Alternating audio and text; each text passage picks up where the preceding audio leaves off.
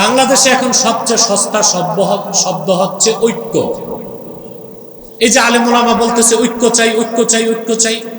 আমি এখানে ভিন্ন মত। ইসলামী দলগুলোর ঐক্য হলে তারা ক্ষমতায় যেতে পারবে না। রাজনৈতিক ঐক্যে কাজ হবে না, অরাজনৈতিক ঐক্য লাগবে। কারণ ইসলামী সবগুলো দলের ভোট এক বাক্সে দিলে 21% হয়, ক্ষমতায় যাওয়া যাবে। আর যদি সকল পীর মাশায়েখ আলেম ওলামা এক জায়গায় চলে আসে, তখন ইসলামপন্থীরা ক্ষমতায় যেতে পারবে, ঠিক কিনা? আপনারা বিভিন্ন দলের লোক আছেন না, বলেন না ভাই? এক দলের লোক না, বহু দলের। এখানে সুন্নি আছে, আহলে হক আছে, আলিয়া মাদ্রাসা আছে, কওমি মাদ্রাসা আছে, আছে না? এখানে কোনো দ্বন্দ্ব আছে? কথা বলে না। কারণ এখানে আমরা এক হয়েছি দ্বীনের স্বার্থে। কেন? বাংলাদেশে এখন সবচেয়ে সস্তা শব্দ হচ্ছে ঐক্য। এই যে আলেম ওলামা বলতেছে ঐক্য চাই, ঐক্য চাই, ঐক্য চাই। আমি এখানে ভিন্ন মত। ইসলামী দলগুলোর ঐক্য হলে তারা ক্ষমতায় যেতে পারবে না। রাজনৈতিক ঐক্যে কাজ হবে না, অরাজনৈতিক ঐক্য লাগবে। কারণ ইসলামী সবগুলো দলের ভোট এক বাক্সে দিলে 21% হয়, ক্ষমতায় যাওয়া যাবে। আর যদি সকল পীর মাশায়েখ আলেম ওলামা এক জায়গায় চলে আসে, তখন ইসলামপন্থীরা ক্ষমতায় যেতে পারবে, ঠিক কিনা? আমি রাজনৈতিক ঐক্যের পক্ষে না, আমি অরাজনৈতিক ঐক্য চাই। তিনটা স্বার্থে আমাদের এক হতে হবে। রাজি আছেন? ইসলামের সুমহান স্বার্থ রক্ষায় ঐক্যবদ্ধ হতে হবে। মুসলমানদের মৌলিক দাবিগুলো আদায়ে এক হইতে হবে। আমাদের মৌলিক দাবি বাংলাদেশে আদায় হয়েছে? কথা বলে না। দেশ স্বাধীনের 54 বছর হলো। যারাই ক্ষমতায় গেছে মুসলমানের রক্তে পা রেখে ক্ষমতায় গেছে, কিন্তু আমাদের দাবিগুলোকে তারা আদায় করে। 3 নাম্বার, দেশের স্বাধীনতা রক্ষায় আমাদের এক হইতে হবে। আমি 14 মাস যাবত বলতেছি, আমেরিকা চাচ্ছে পার্বত্য চট্টগ্রাম আলাদা করতে। আমার বক্তব্য শুনছেন না? আগে খ্রিস্টান রাষ্ট্র একটা বানাতে চায়। আমি রাজপথেও নেমেছি, অরাজনৈতিক হয়েও রাজপথে বহু আন্দোলন করছি, আগেও তো করছি, এখনো করেছি। বিশেষ করে আমাদের পোর্টকে, চট্টগ্রাম পোর্ট ইস্যুতে, করিডোর ইস্যুতে, জাতিসংঘ মানবাধিকার কমিশন ইস্যুতে আমি রাজপথে নেমেছি। হাজার হাজার জনতা আমাদের সাথে একত্রিত হয়েছে। এখন শুনতে পাচ্ছি চট্টগ্রাম পোর্ট বিদেশিদেরকে দিয়ে দেওয়া হবে। পোর্ট হচ্ছে হৃৎপিণ্ড। এটা যদি বিদেশিদের হাতে যায়, আপনি ধরে নিতে পারেন পরোক্ষভাবে দেশটাও বিদেশিদের হাতেই চলে যাচ্ছে। দেশই যদি না থাকে তো রাজনীতি করবেন কোথায়? তাই তিনটা স্বার্থে এক হইতে হবে। ইসলামের সুমহান স্বার্থ রক্ষায় এক হতে হবে, মুসলমানদের মৌলিক দাবিগুলো আদায়ে এক হতে হবে, আর দেশের স্বাধীনতা রক্ষায় এক হতে হবে। বাংলাদেশের প্রিন্সিপাল ক্রাইসিস কি? জোরে বলেন, আরো জোরে।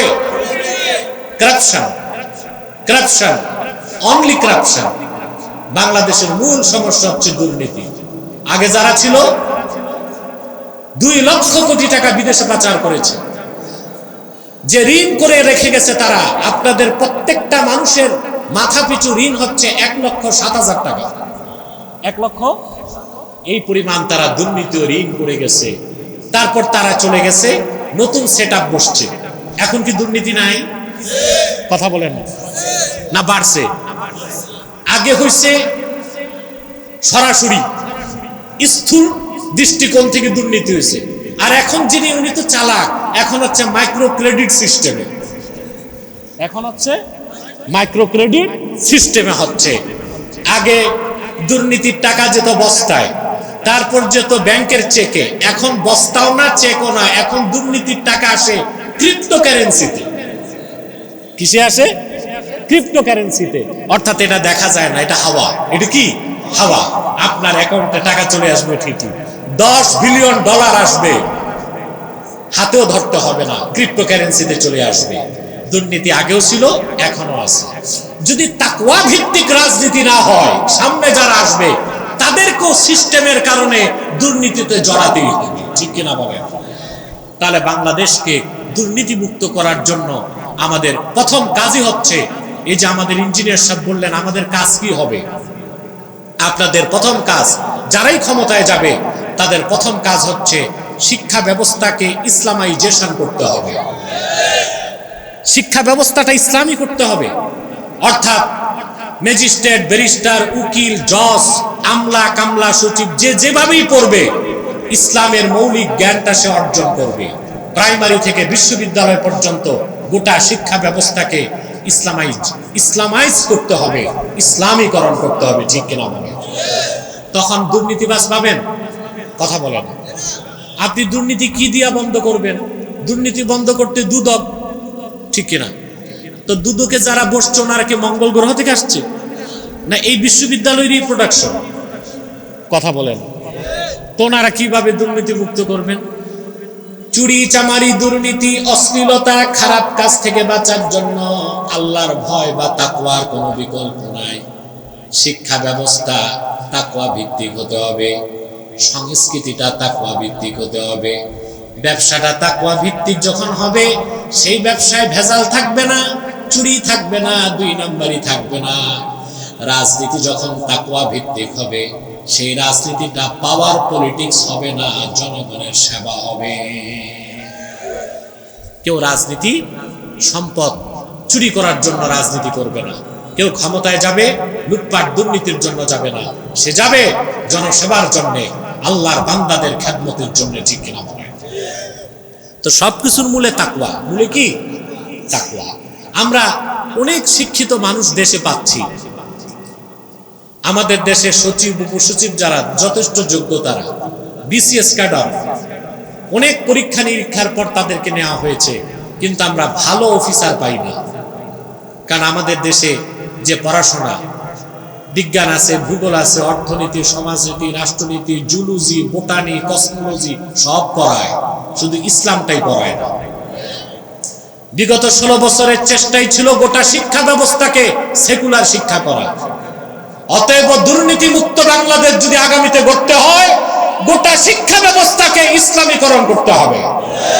প্রাইমারি থেকে বিশ্ববিদ্যালয় পর্যন্ত প্রত্যেকটা স্তরে কোরআন ও সুন্নাহের মৌলিক শিক্ষাকে বাধ্যতামূলক করতে হবে। ইসরায়েলের নাম শুনছেন? ইসরায়েলের শিক্ষা ব্যবস্থায় অন্যতম কনসেপ্ট হচ্ছে গ্রাজুয়েশন পর্যন্ত তারা ওল্ড টেস্টামেন্ট, তাদের ধর্মগ্রন্থের একটা অংশ আছে তার নাম তালমুদ, এই তালমুদ পাঠকে তারা বাধ্যতামূলক করছে। সাউন্ডটা কানে লাগে, যেটা আঘাত লাগে দেয়ালে ওটা কমান। ইসরায়েলের মতো একটি ইহুদি রাষ্ট্র, অবৈধ জারদ রাষ্ট্র, তারা গ্রাজুয়েশন পর্যন্ত তাদের ধর্মগ্রন্থের একটা পার্ট অফ পার্সেল তালমুদ পাঠ এটাকে বাধ্যতামূলক করেছে। কিন্তু দ্বিতীয় বৃহত্তম মুসলিম দেশ বলে পরিচিত বাংলাদেশে আমরা বিশ্ববিদ্যালয় পর্যন্ত সকল ডিপার্টমেন্টে কোরআন শিক্ষাকে বাধ্যতামূলক করতে পারে না। সেজন্য কি হয়, বিশ্ববিদ্যালয়ের চত্বরে ঘুরলে আপনারা দেখতে পাবেন ছাত্র ছাত্রকে মেরে ফেলতেছে। 2 দিন আগে 2টা বিশ্ববিদ্যালয় ঝগড়া করছে, দেখছেন? কথা বলেন। ড্যাফোডিল বিশ্ববিদ্যালয় আর সিটি বিশ্ববিদ্যালয়, 2টা। সিটি বিশ্ববিদ্যালয়ের ক্ষতি হয়েছে, ওখানকার দায়িত্বশীলরা বলতেছে 200 কোটি টাকা বলতেছে। 2টা বিশ্ববিদ্যালয়ের উচ্চ শিক্ষিত ছাত্রগুলো লাগছে কি নিয়ে জানেন? থুতু নিক্ষেপ। কি নিয়ে লাগছে? থুতু নিক্ষেপ। থুতু নিক্ষেপ নিয়ে মারামারি হলো, আর মারামারিতে এক বিশ্ববিদ্যালয়ের ছাত্র আরেক বিশ্ববিদ্যালয়ে যে তছনছ করে দিছে। শুধু আলেম ওলামা মিছিল নিয়ে নামলেই জঙ্গিবাদী তকমা দাও। 2 বিশ্ববিদ্যালয়ের ছাত্র মারামারি করছে, এটা কোন জঙ্গিবাদ?